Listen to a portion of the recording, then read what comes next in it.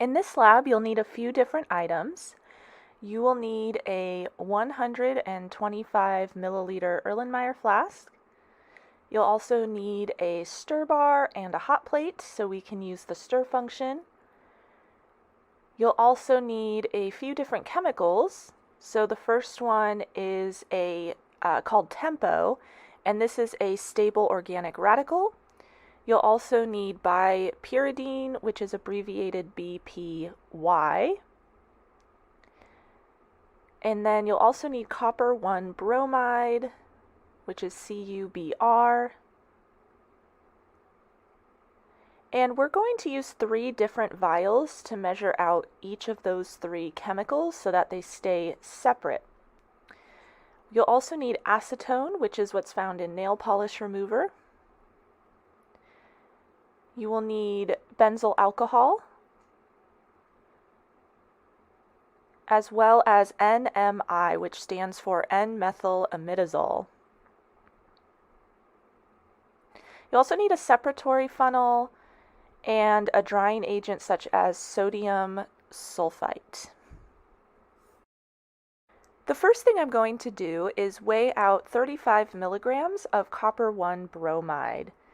Now, this is going to go in its own separate vial, and that's due to the fact that the order of chemicals is very important for this reaction. So the first thing I'm going to do is zero or tare the glass vial, and then I will add the copper 1 bromide very carefully. I also wanted to show you what the copper 1 bromide looks like. It's a very fine green powder. It's almost a dark green. All right, so now I'm going to add the copper 1 bromide to my vial, and I'm going to try to be very careful because the opening to the vial is very small. You could also use a funnel if you're uncomfortable with the addition of the powder to the vial. Next, I'm going to weigh 2,2-bipyridine, or BPY, and we'll need 40 milligrams of this molecule. So again, I'm going to weigh a separate glass vial for BPY and zero it, and then I'm going to add my chemical. So here you can see the crystals for BPY. They're a little larger than the copper bromide crystals, and they're white.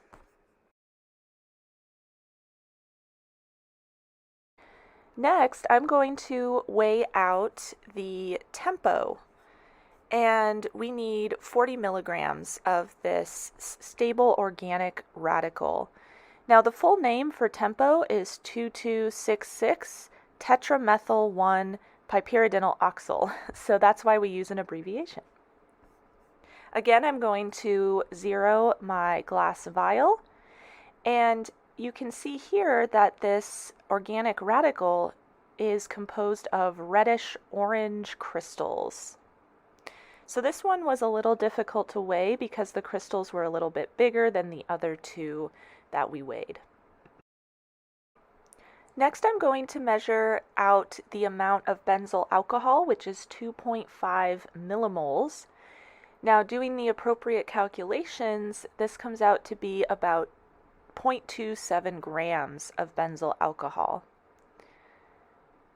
So here, I'm just going to add the benzyl alcohol directly to the 125 milliliter Erlenmeyer flask.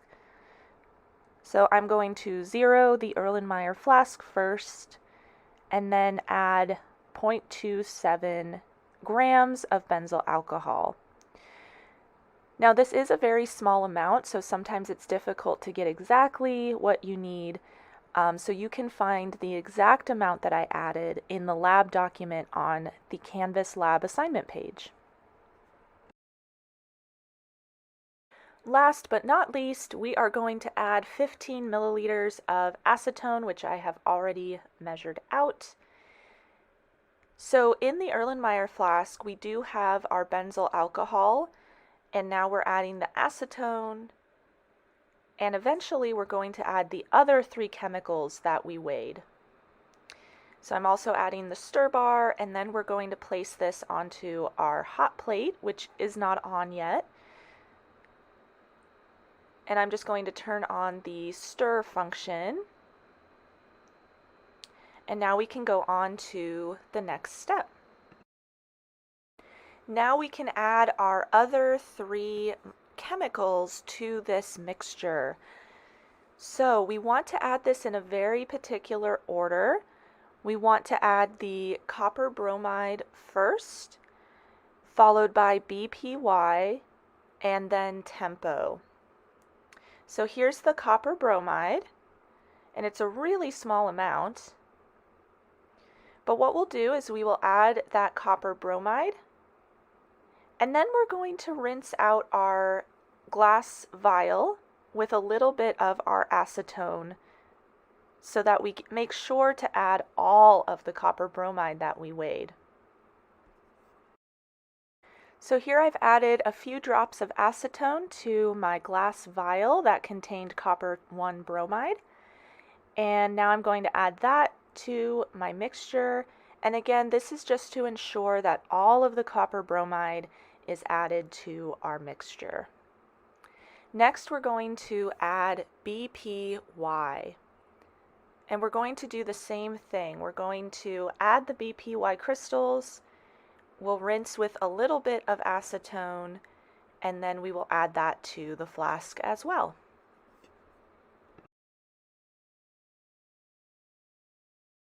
So once we've added the BPY, I've noticed that the copper bromide has started to dissolve a bit more in the mixture, and that's contributing to that greenish blue color.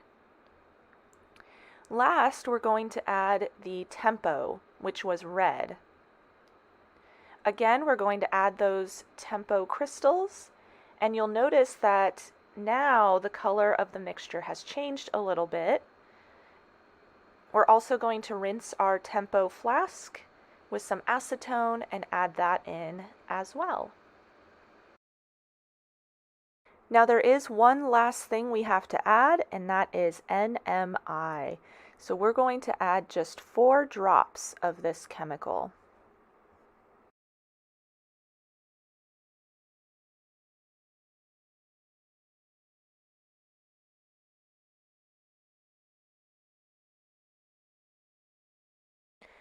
Now that all of the chemicals are added, we're going to watch for a color change as this solution vigorously stirs. The color change occurs pretty rapidly, and then we want to let it stir for 5 more minutes. So I'm going to fast forward the video, and you'll probably notice a shift from kind of a brownish gold color to more of a green color.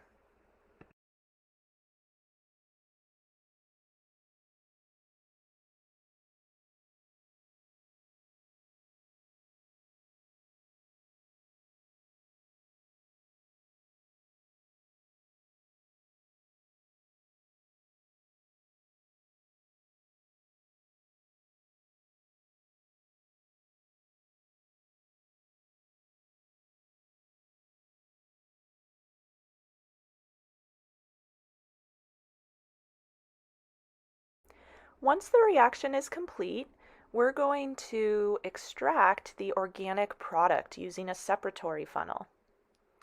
So I've measured out 25 milliliters of water and 25 milliliters of pentane. So water will, of course, be our aqueous layer. Pentane will be our organic layer that we're extracting the product into. So I always make sure that my separatory funnel is closed before I add any liquid. And then I'm going to slowly pour in the mixture with our product. Now I'm going to rinse the Erlenmeyer flask with a little bit of the pentane that I poured. And then I'm going to add that to the separatory funnel, and this will just ensure that all of our organic product ends up in the separatory funnel.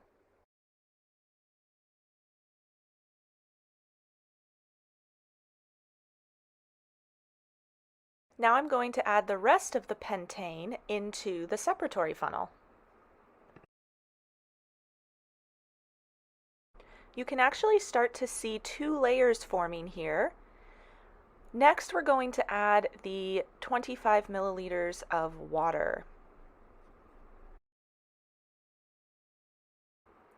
Notice the change in color.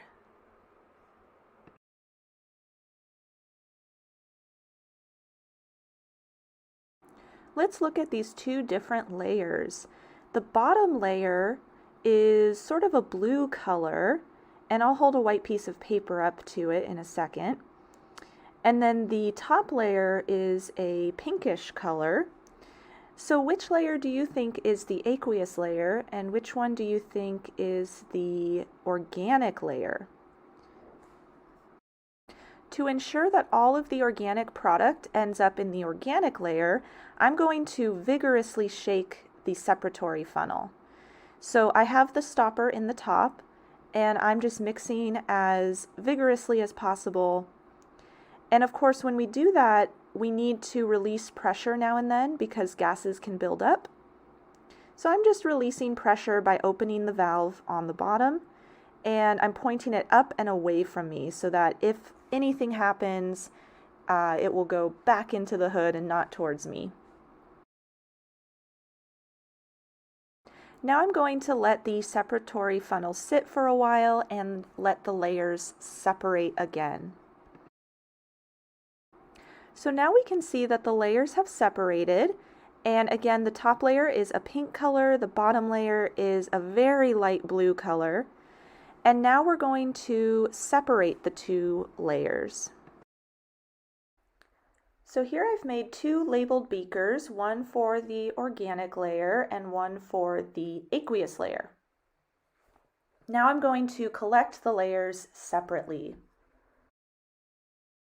Remember to take the stopcock out of the top of the separatory funnel before you collect your layers. Otherwise, it's going to be really difficult for the liquid to flow through. So here I'm collecting the aqueous layer, and then next I will collect the organic layer. And here I'm going to take a shortcut and pour my organic layer out of the top of the separatory funnel. It's just a little bit quicker. Now, in the next step, I am going to pour the aqueous layer back into the separatory funnel. And the reason I'm doing this is to try to extract as much product as possible from the aqueous layer. So if there is any organic product left in that layer, we can now extract that using some more pentane. So here is my measured pentane. I'm going to pour that into the separatory funnel, and then we're going to do the same process. We're going to shake vigorously and then collect the organic layer at the end. So here I'm just shaking vigorously and releasing pressure every now and then. And once I'm done with that, I will set this back into its stand and let the layers separate. After the layers have separated, now I'm going to collect the aqueous layer in my labeled beaker again. Oh, and I forgot to take the stopcock out. Always remember to do that. And then I will collect the top organic layer and just add it to my previous organic layer. That way I'm ensuring that I have all of the organic product. So here you'll notice that the aqueous layer has a nice bluish green tint to it. And now we're going to collect the organic layer, and you'll notice that it has a more pinkish color to it. So this is a really nice way to tell the layers apart.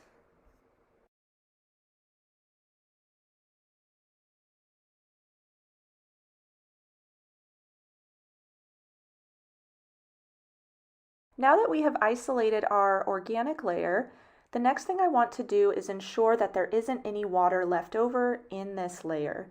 So I'm going to dry the organic layer using sodium sulfate, which is Na2SO4. And I'm just going to add a few scoops of the sodium sulfate, and then I'm going to stir the solution using the stir setting on the hot plate.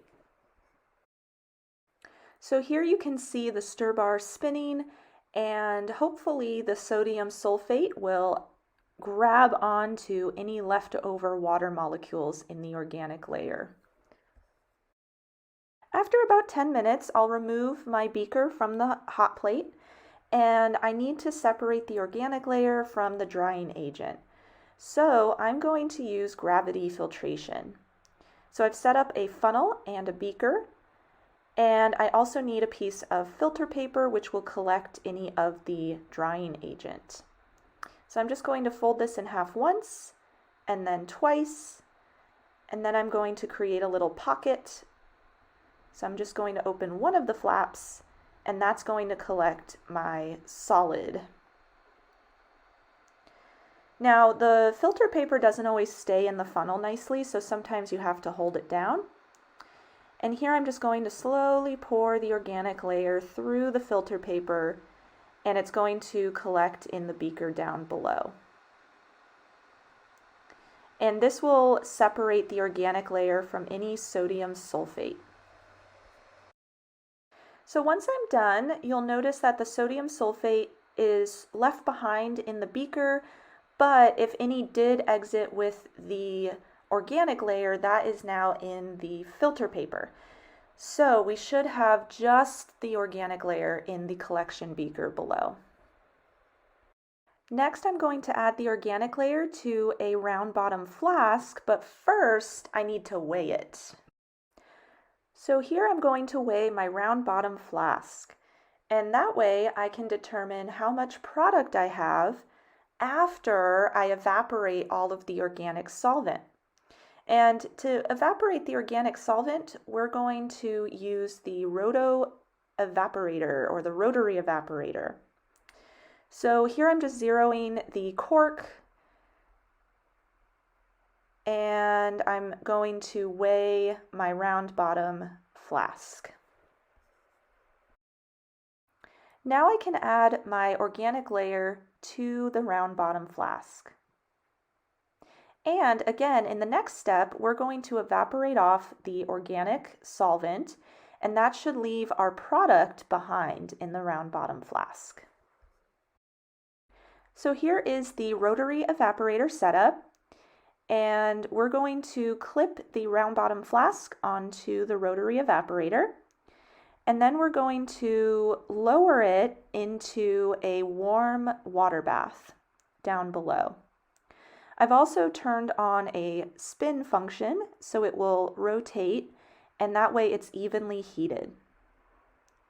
Now I'm turning on a vacuum pump that's going to pull out any of the organic solvent vapors that form after being heated. So once we're done evaporating off the organic solvent, we'll be left with our product in the round bottom flask. And it's sort of a reddish orange color, and there's not very much of it, but that's okay, that's to be expected for this reaction. And again, I'm just going to zero the cork stand, and then I'm going to weigh the round bottom flask with the product in it. Later, I can subtract the mass of the empty round bottom flask to get the mass of the product.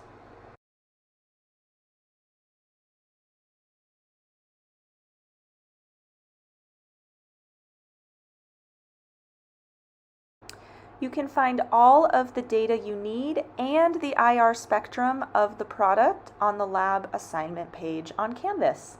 Let me know if you have any questions.